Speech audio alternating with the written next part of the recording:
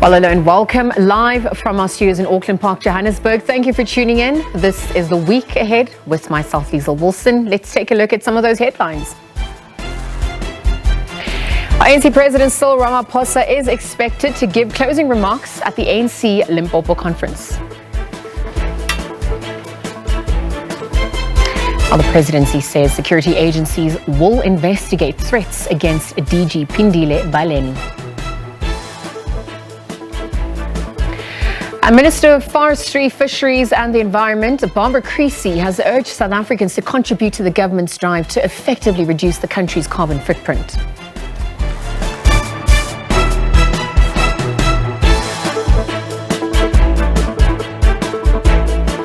Right, those were your headlines. Let's take a look at some of the stories we can expect for the week ahead. Dada Morero has been elected as regional chairperson of the ANC's Greater Johannesburg region. Morero defeated the current acting chairperson, Eunice Maigcina, by 153 votes to 143. The position of regional deputy chairperson went to Simon Mota. Our reporter, Zoleka Kodashe, has more. Good afternoon. Yes, you are correct. We are here at the Idle Winds Lodge just outside Midrand, where the final day of the ANC's 15th regional conference in the Greater Johannesburg region is taking place. The second day of the conference saw the former regional secretary Dada Morero emerging victorious for the position of chairperson against Eunice Maigcina. Now, Morero received 153 votes, while Maigcina received 143. Now that's a close margin compared to other conferences that we've seen. We also know that Simon Mota is the deputy chairperson, Sasabona Manganyi is the regional secretary, while Loyiso Masuku is the deputy secretary, and Maxwell Nenzema will now also form part of the top 5 members of the regional executive committee as regional treasurer. Now, this is the final day of the conference, and it will see different commissions, just reviewing and drafting a way forward regarding some of the ANC's regional policies. We have the organizational renewal committee. We have the committee that will be looking at the base document that was reviewed and put together here. And we also have the elections and reclaiming the city committees.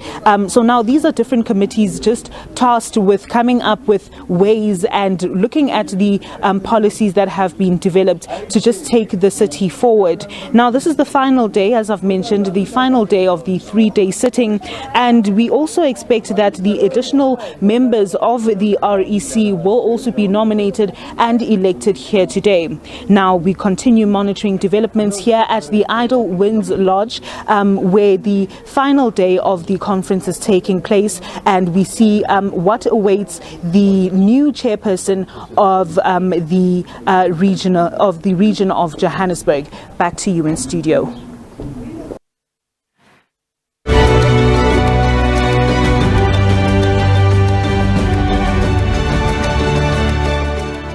Right, we thank our reporter Zoleka Kodashe for that update. Of course, as the day progresses, we'll continue to bring you more developments on that frontier on the SABC. But other news at this hour, today is World Environment Day. The impact of climate change, pollution, environmental degradation and declining biodiversity are major concerns.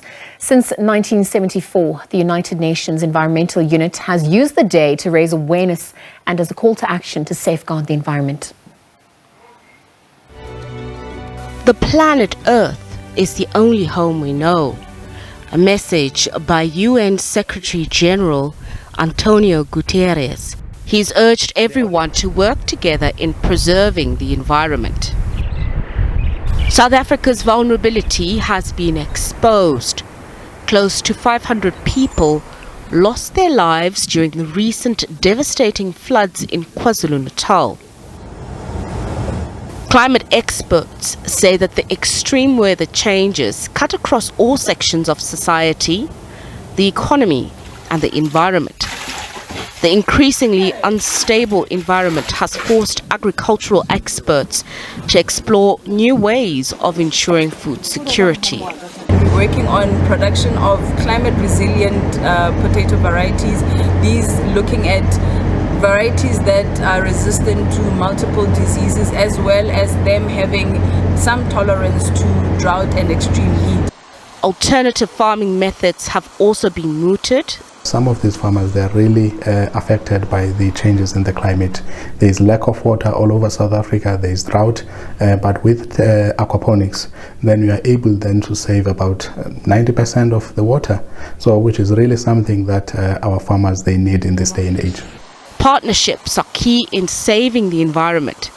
The National Development Institute's biogas waste treatment program converts solid waste into energy. And it's nothing to sniff at.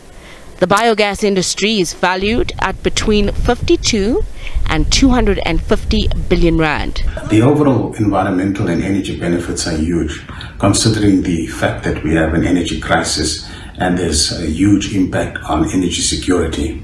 This technology will provide the much needed green energy which can be supplied into the municipal grid, and also the environmental impacts associated with respect to waste going to landfills are significant. You have lots of pollution impacts with landfills, and the fact that greenhouse gases are produced from methane which is released from these sources. The UN environmental body wants governments, local communities and lobby groups to step up and collaborate in dealing with three critical issues: emissions from fossil fuels, agriculture and deforestation. Nozintombi Mia, SABC News.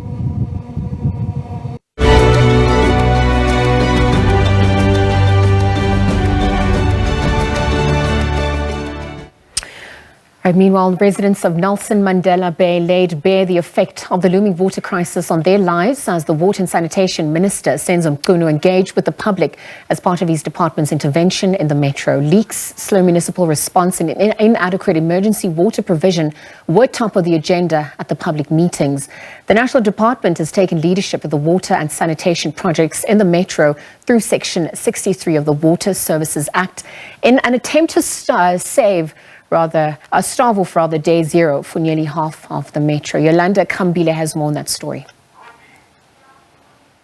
Taking stock of the situation on the ground, numerous areas have already experienced water cuts due to infrastructure failures and empty reservoirs.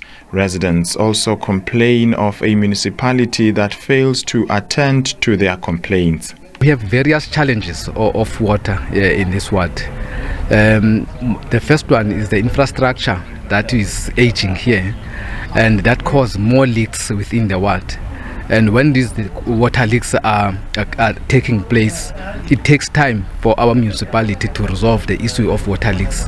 Hence, our communities are getting so frustrated because they understand that the water is a source of life. We can stay 4 days without water in this area, especially there's an area that is a lifetime issue that doesn't have water. In that area, the first area in Boysons Park, they stay days or weeks without water.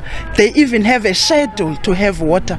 Some kind of monitoring, the one that responds to the complaints when you report the water leaks and the best pipes. You report it to them through the toll-free number with customer services. Then you will be provided with the reference number. You will await for over a month before the problem is attended. Hence, we are crying about the shortage of water. The metro loses 30% of its water through leaks. This will be a focus area. Reducing overall daily consumption to 230 megalitres per day is another target. We are going to go around, close all these leaks that you are complaining about. Literally, we are going to be hunting, campaigning for closure of leaks. So all your councillors, mayor, literally have to go hunting for leaks so that those leaks get submitted. There are a number of interventions in place to augment water supply in the metro. We are going to drill more boreholes. We have identified areas where boreholes can be done. We have embarked on an aggressive communications strategy. We are going to outroll that program as from Monday. We will be all over the show. The Amatola Water Board was appointed as implementing agent as part of the intervention. Water supply to more than 40% of the metro is in danger of drying up within weeks, as the average capacity of the 5 supply dams to the metro is sitting at 12%. Yolanda Kambile, SABC News, Gqeberha. Right, perhaps for more, we are now joined by senior journalist at Maverick Citizen, part of the Daily Maverick. For more, this is Day Zero Approaches in the Nelson Mandela Bay region. A very good afternoon to you, Estelle. Thank you for joining us here on the SABC. Good afternoon, Liezle. Let's contextualize the situation on the back of what we just saw play out in our package. Water and Sanitation Minister Senzo Meyiwa visited the Nelson Mandela Bay region for discussions about proposed interventions by the national government. And this is how you've penned it, obviously, in the Metro's water and sanitation portfolio. There's about 15 days left. How did we end up here? And what is the actual reality of the situation on the ground? Yes, we do have about 15 days left, and no significant rain's been appointed for the next 2 weeks. So we really are in very deep trouble. So the Metro gets its water from a whole lot of sources. What's going to run dry are our dams. And the one dam, the Metro has already been barred from extracting there because they over-extracted. I think you've heard in the insert, the leaks is a huge problem. What makes that even worse is that the Metro's call centre drops thousands of calls to report these leaks every month. There's an absolute dire shortage of plumbers that we hope the Amatola Water Board will be able to address.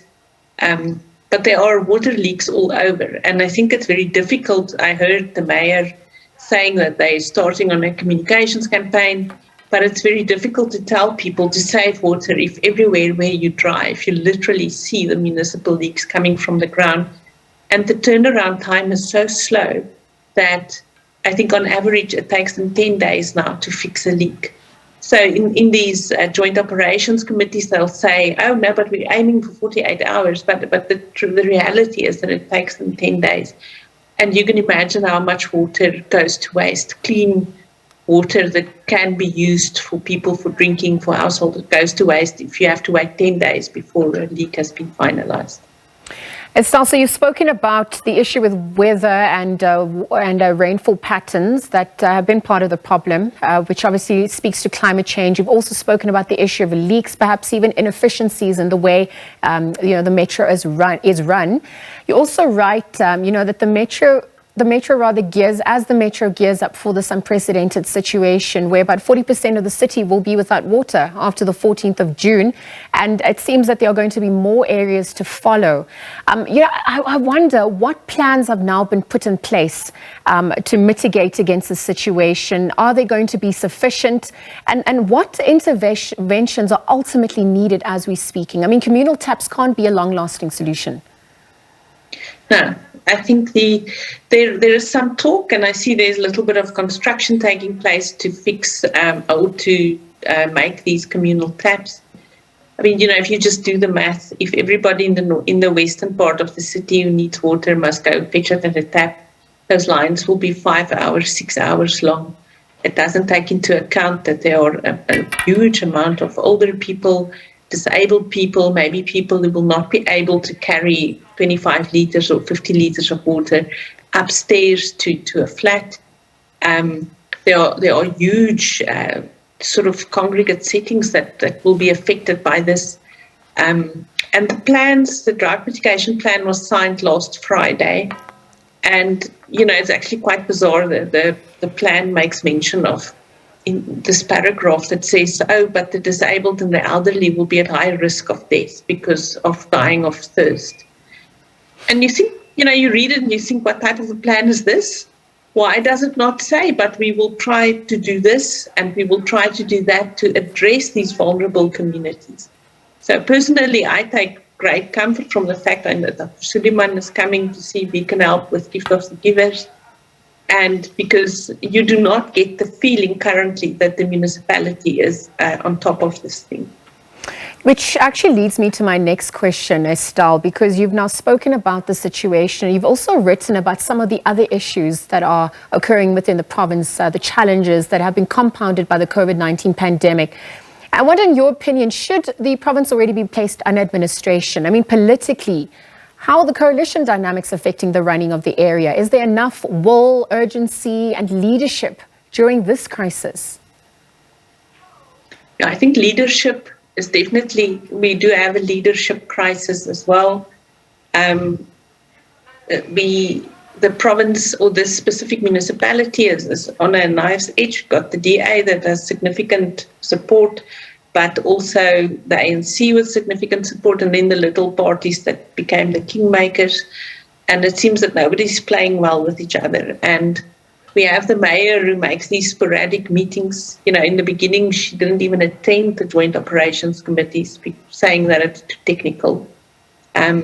So we do need leadership. We need the churches to stand up. We need civil society to stand up. I must say our local business chamber has taken the lead in a significant way. That for a long time, they've actually been the only voice to inform people about the water crisis. The Nelson Mandela Bay Development Agency has now been appointed to handle the communications. Since they've been appointed, there has been an improvement, but it's been very difficult. And you can see that this is probably going to become a textbook crisis of what happens if there is either scattered leadership or leadership with some other type of agenda, or how, it's actually really an example of how not to handle the crisis at the moment. Because you also write that the Amatola Water Board, being appointed as an implementation agent for the drought response, also has some major problems. I wonder if you could also elaborate on that. I mean, what have they, constructed to date? What are the challenges around that? Is this the way forward?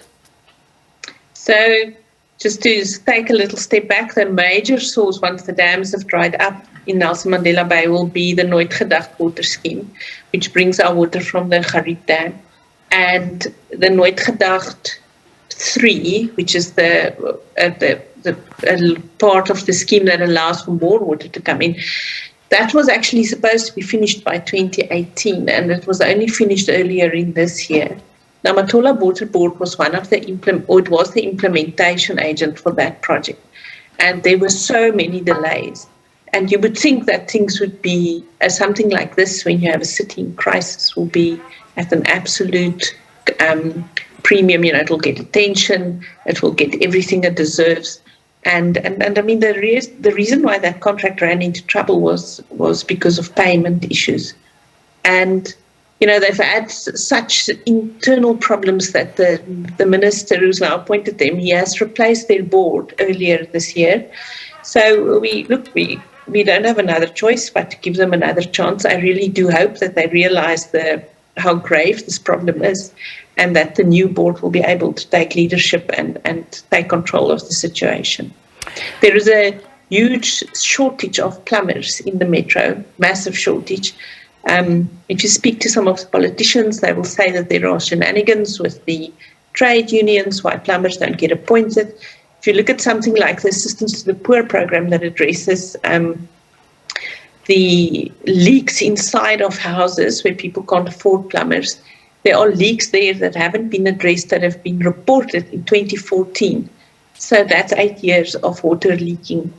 And when we find ourselves in trouble, it almost seems it seems almost dishonest to ask people to stick to the 50 liters of water when you can't have addressed a simple water leak in a house for 8 years. So now, of course, everybody's trying to catch up, but I have a very bad feeling that it's a little bit too late where we are now. So then the question, Estelle, is the takeover, of the water situation by the National Department in the best interest, given their track record? I mean, we also saw a similar incident in Cape Town back in 2018. So I wonder if you could speak to that. And also, given the situation, how will opportunistic crimes be quelled? How will we begin to protect the most vulnerable when they're already, experiencing such dire situations? Yes, I think we'll have to wait and see what the Water and Sanitation Department does. Personally, I don't think they can be worse than the current municipality. And I really hope, the economic and the social consequences of a day zero situation so horrendous for the city that I really hope the department sort of works on the principle that it has no choice but to succeed. There have been warnings of crime. I think we saw what happened in Durban when the water truck guy was killed. There is a lot of violent crime in Nelson Mandela Bay in any event. And, I think it will be dangerous to take an approach that people will be okay, they'll go fetch their water, because if someone has a tank, you don't have water. I cannot see how this is going to, there will be a criminal element sort of trying to seize power by taking over the water situation, and to drive around with trucks full of water when water is a very scarce commodity, I think will be very dangerous. And we've already seen tanks getting vandalized in other parts.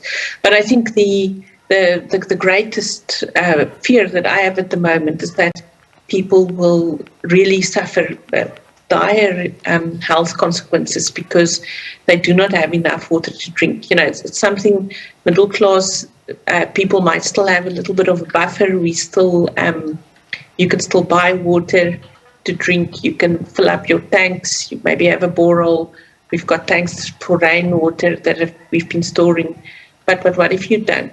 We saw people really struggling to take their medicine, to get enough food to take their medicine when there wasn't safe drinking water. And of course, that's a whole other issue that they've already said, that for water supplied by the municipality during the crisis, or after day zero, there will have to be a boil before drinking notice because of all the transfers between trucks and tanks and taps and things, the water won't be safe. Estelle, I wonder in conclusion then, on the back of what you've just echoed, we're obviously speaking about the broader issue of the failures or some of the failures of local government. And I wonder, to your knowledge, has the Human Rights Commission been informed? This obviously touches on issues of human rights. Have they planned a hearing? Have they responded in any way? And where to from here in that regard as well? So this might just be a personal opinion, but I'm personally not sure if it will matter if they've been informed or not. We need extra action, and unless the Human Rights Commission, I'd be very glad if they surprise me and come forward with an action plan and do something. But a hearing isn't going to help now. We've got 2 weeks of water left. By the time we finished with the hearing, we'll all be in very big trouble. So yes, I think people are very much on their own. As it is, I think we're heading for a humanitarian disaster unless we get significant rain in the next 2 weeks. I think we will welcome Dr. Suleiman in the city in the next few days, and that he can see what can be done. But we are in for a very difficult time in Nelson Mandela Bay. Estelle Ellis, thank you very much for your time here on the SABC. Thank you for your analysis as well. Senior journalist at the Maverick Citizen, part of Daily Maverick, joining us here to discuss the issues in Nelson Mandela Bay region after penning an article highlighting the catastrophe that awaits the region as Nelson Mandela Bay region prepares for day zero. Again, I want to thank her very much for her time here. Let's take a quick ad break and continue with more news and updates on the other side.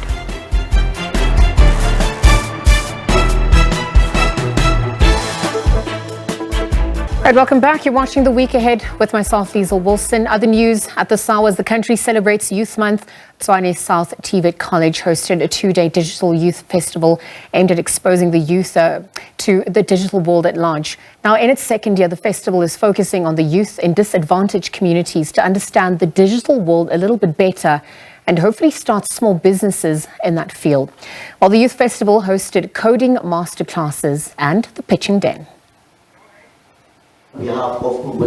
Promising entrepreneurs took to the stage, pitching their ideas to a panel of judges with the hope of winning 300,000 worth of support for their ideas to bring them to life. Some of our services are, your tech consultancy, cybersecurity, artificial intelligence, mobile app development, web-based applications and business applications, software development, robotics, and in the ICT infrastructure, we have your infrastructure design and installation. We came up to a solution that, okay, why save money when you can make it multiply?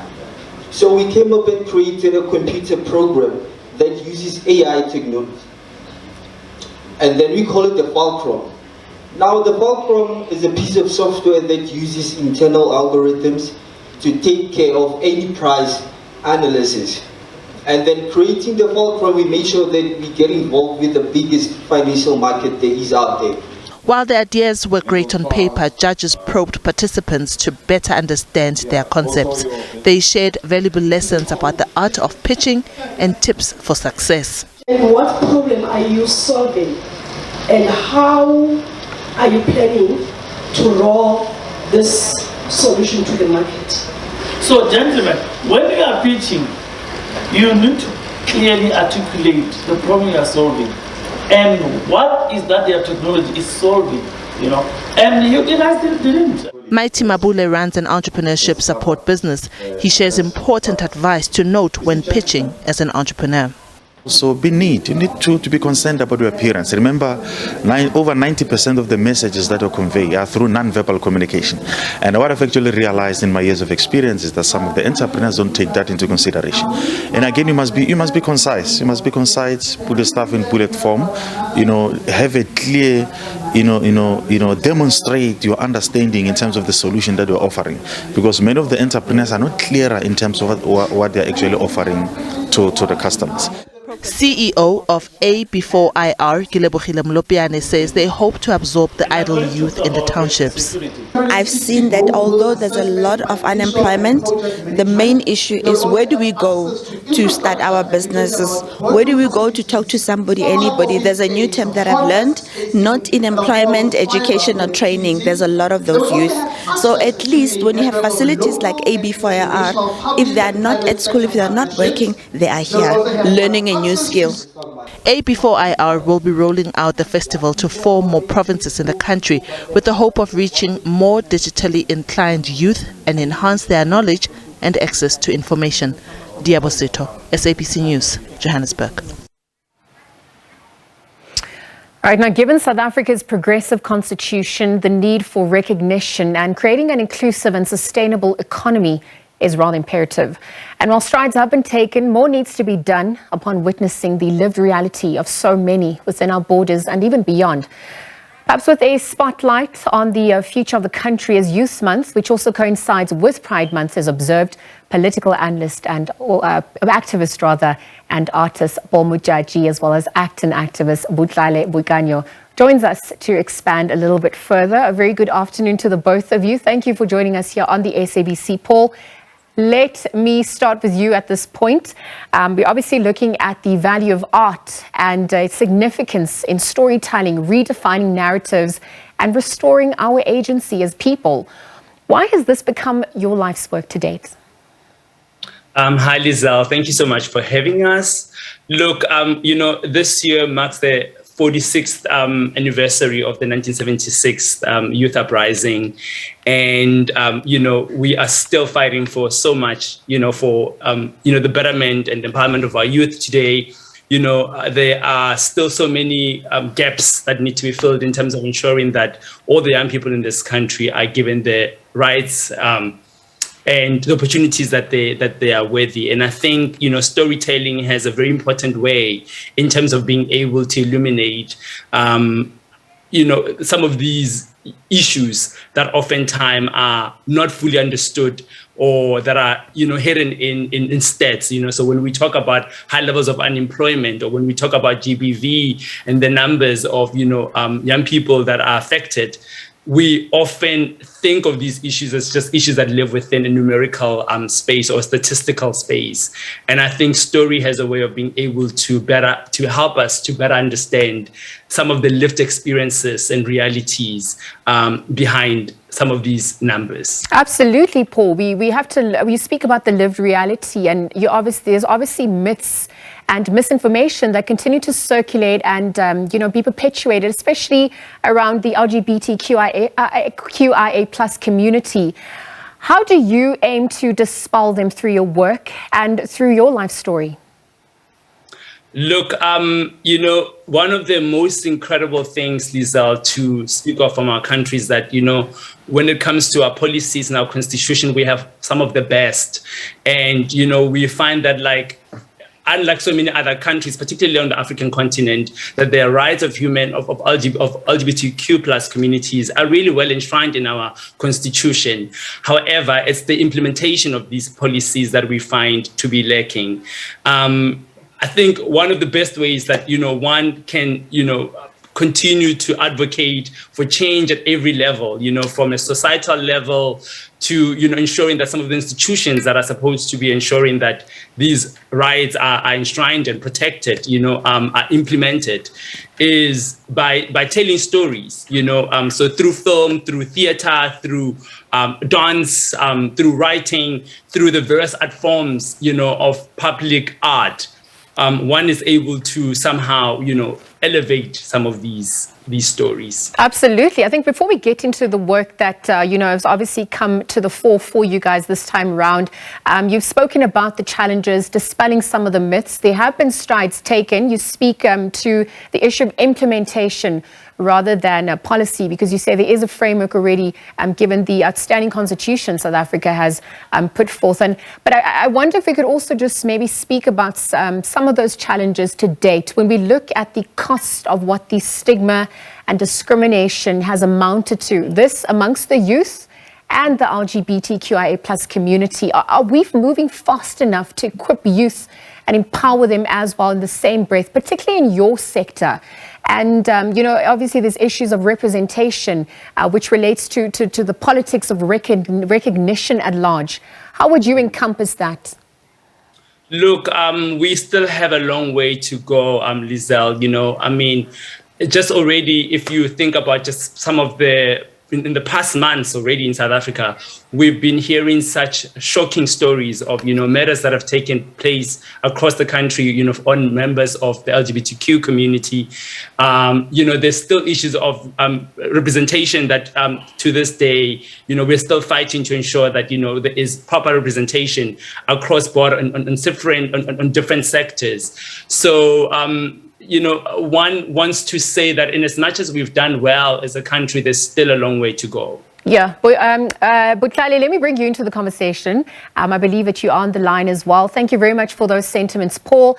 Butlale, obviously, before we get into the project and sort of what it encompasses, I just want to know from you, when we're looking at the value of art, you know, the value of storytelling, redefining narratives to restore our agency, how has this come to be part of your life's work? Thank you for having me.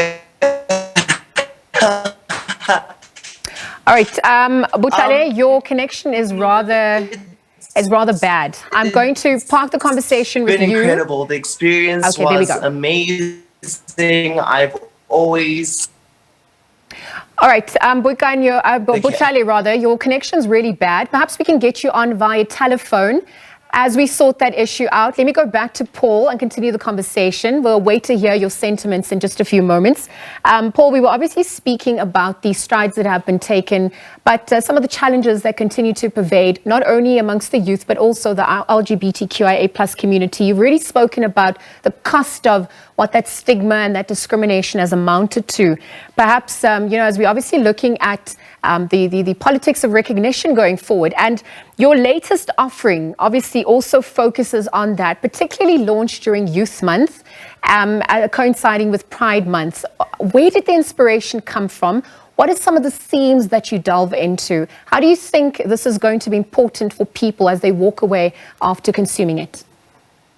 So the deal is essentially, follows the story of an 18-year-old girl, Thandeka, and her pursuit for higher education in South Africa. It looks at some of the challenges and some of the limitations that a young person faces when you come from a low-income family in South Africa, and how oftentimes that can be exploited and weaponized by, older men that often are in positions of privilege and power.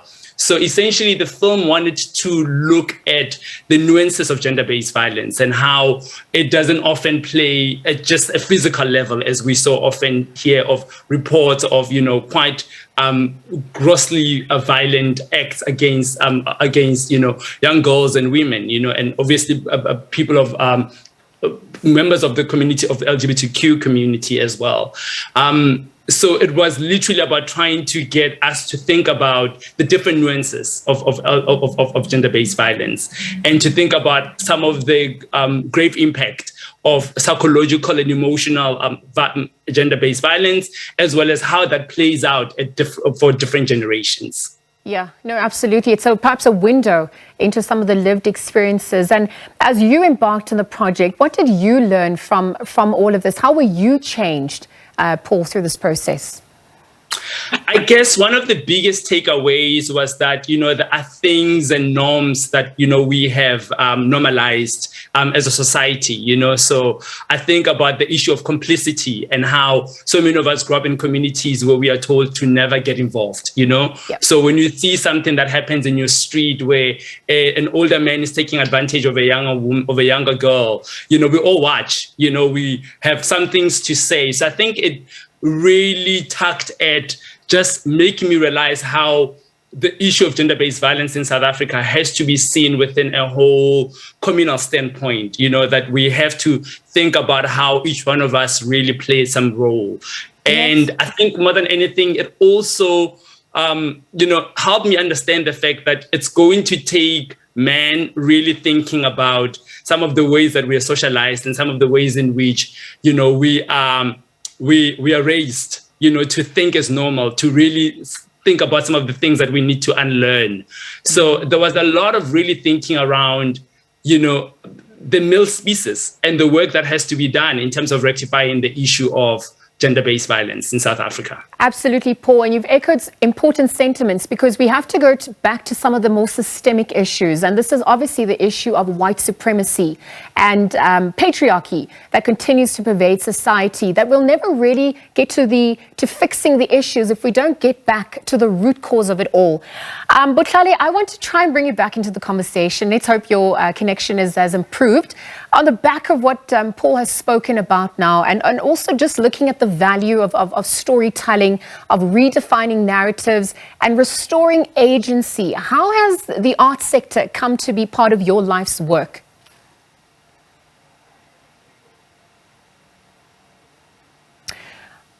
Okay. Thank you for having me again. Apologies for the network. I think art. Hear me. Yes, Butlale, we can hear you loud and clear, and you are live. You're welcome to continue on the point you were making.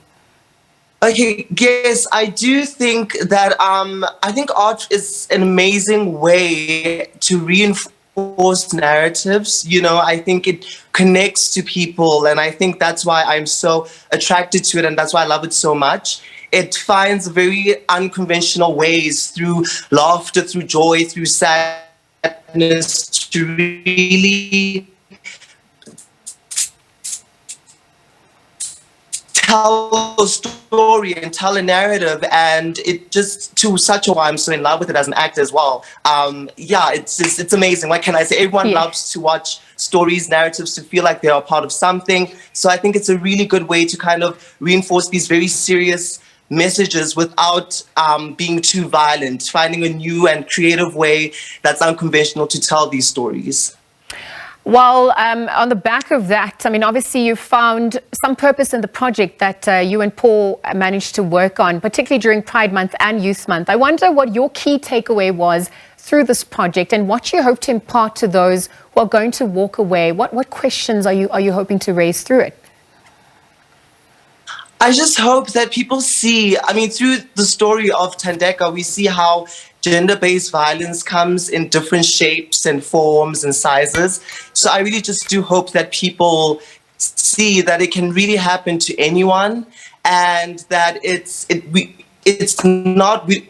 we shouldn't have such a fixed idea and notion of how gender-based violence looks, and that there's a lot that we need to still do, and that it can really happen to even that people kind of absorb and also be inspired to enforce some kind of change. Yeah, absolutely. I think looking on the way forward, obviously, as we look at the impact that Pride Month can have on South Africa and beyond its borders, perhaps also the impact of Youth Month, what does it mean for you? And in terms of, what you're hoping for the future, what does that reality or that dream look like for you? I mean, I'm very young. I am a part of the youth, and I've experienced so many struggles. And I think, obviously, like we've been saying, there's so much work that needs to be done. I would love to see more opportunities given to the youth, given to queer people. I'd like to see more representation, not to, work and other sectors, education as well. I think we could also re-implement that through our education systems. I just want to see the youth be given more opportunity, to be given a chance to really have the spotlight and also say something, and obviously more employment. So I just think more representation, more opportunities for the youth. Thank you very much. Thank you very much for those sentiments. Paul, let me bring you back into the conversation. I'm going to wrap it up as well. We've heard from Butlale about, some of his expectations, or rather lived reality and expectations. I wonder what June month, Pride Month ultimately encompasses for you as we strive for justice, equality, equity, and inclusivity at large. I just want to say, taking back on what Butlale said, I think we're definitely led, For me, the youth have always been the future. They really have. When I think about how brave it was for the youth of 1976 to really, take it up on their arms, to fight what was right for our country, I'm really inspired because I also see the plight and the hope and the aspirations of young people of today. And they too deserve, a bright future. They deserve to have, as Butlale was saying, great opportunities to be represented in spaces, We still have a long way in terms of also making sure that there's representation, even at a governmental level. We want to see young people in parliament, leading and taking us forward. So for me, it feels like, we've come so far, but we still have so far to still go. So, yeah. Well, let's see what the reception is like, as it obviously comes to the fore on the 14th of June. I want to thank you very much to the both of you for your time. Political activist and artist Paul Mujaji, as well as actor and activist Butlale Buganyo, joining us for chat as we shine a spotlight on the future of the country as Youth Month, which also coincides with Pride Month, is observed. We'll take a quick ad break and continue with more on the other side.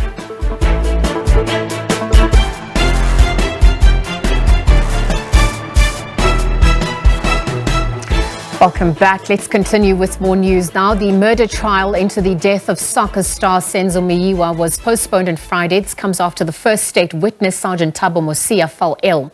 Now, he has spent a second week under cross-examination. Of course, the trial will resume on Monday at the High Court in Pretoria. For more on this, earlier on the SABC spoke to legal analyst Mpumelelo Zikalala. Just remember that the state it's obligated to prove beyond reasonable doubt that the people that are in the box or the accused are the real individuals, the perpetrator that committed this crime.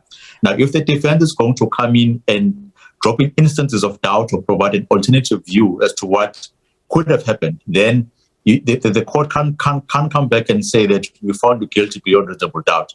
Now, the instances of the investigation not been done properly, instances of investigation that have failed to do the basics, I can only lead to one conclusion, that you haven't investigated this matter properly. The conclusions that you have got are incorrect. And basically, the people that are in the accused box are not the ones that you should be pursuing.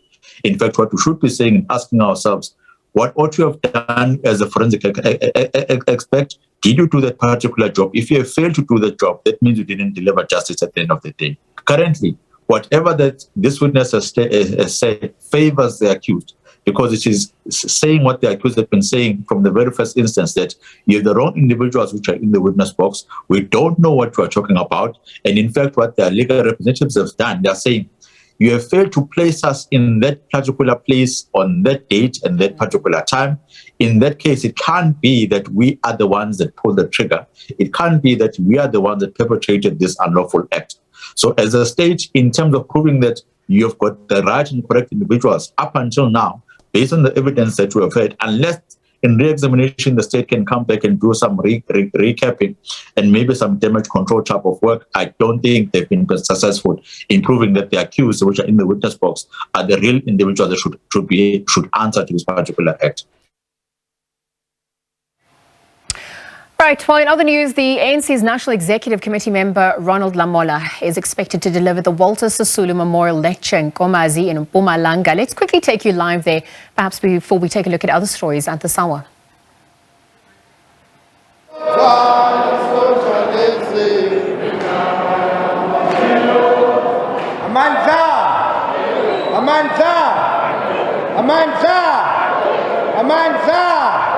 Long live the ANC, long live. Long live the ANC, long live. Long live COSATU, long live. Long live COSATU, long live. Long live the SACP, long live. Long live the SACP, long live. Long live COSAS, long live. Long live SASCO, long live. Long live SASCO, long live. Long live the Youth League, long live. Long live the Youth League, long live. Long live the Youth League, long live. Long live the Youth League, long live.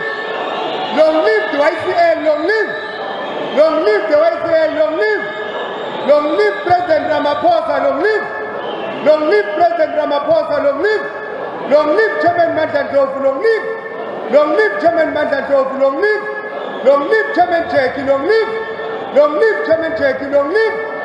Passing myself proclaimed the political heavyweight partner. Passing myself proclaimed heavyweight party.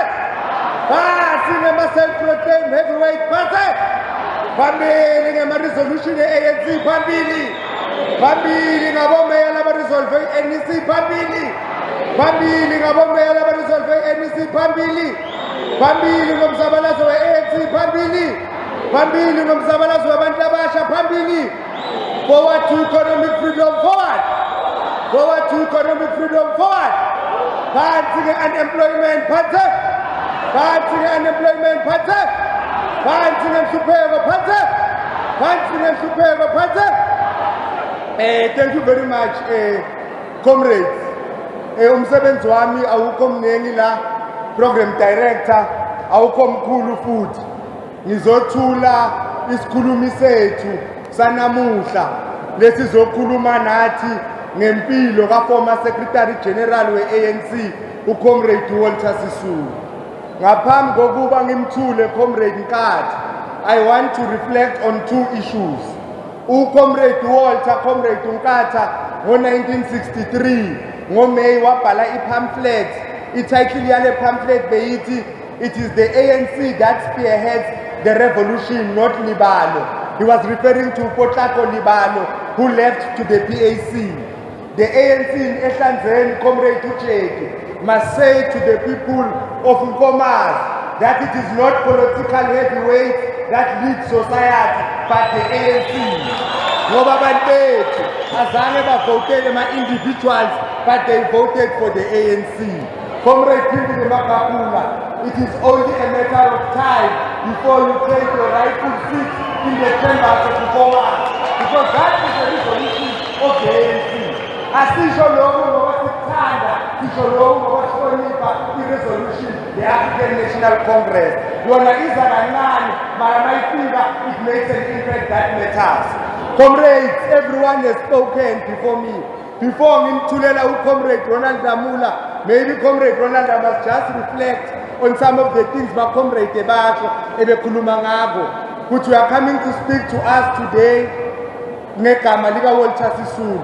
are coming to speak to us today. Majority of the people here are young. The ANC, in 2017, Comrade Nkata, that we were embarking on a process of organizational renewal.